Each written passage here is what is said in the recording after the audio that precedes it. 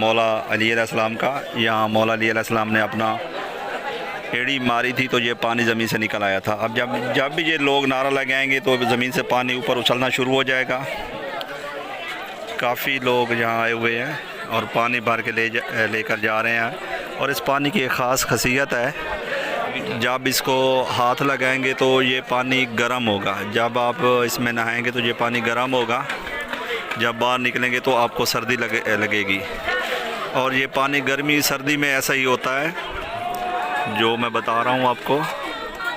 ये गर्मियों में भी गर्म होता है, सर्दियों में भी गर्म होता है।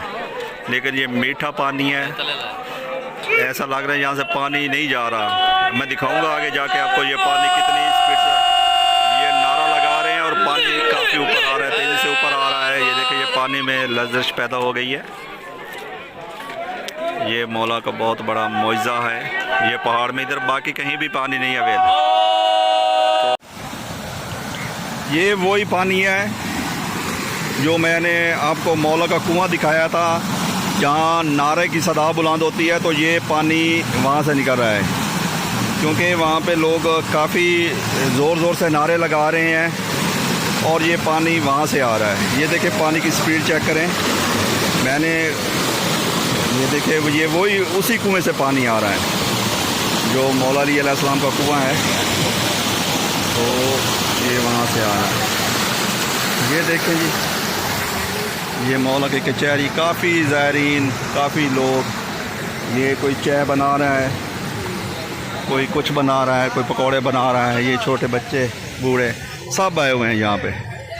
ये कलंदरी, ये देखे ये बड़े बड़े स्पीकर उठा के आ रहे हैं, जा रहे हैं, कुछ आ रहे हैं।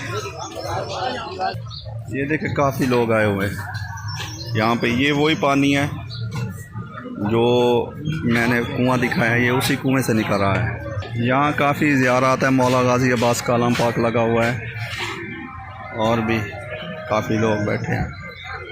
ये देखें हर तरह हर बंदा अपने काम में मसरूफ़ है। और ये चाय बन रही है, लोग चाय पी रहे हैं। ये देखें काफ़ी बड़ा है ये जगह काफ़ी बड़ी है। ये है जहाँ मौला अली अलैहिस्सलाम की कचहरी कहते हैं।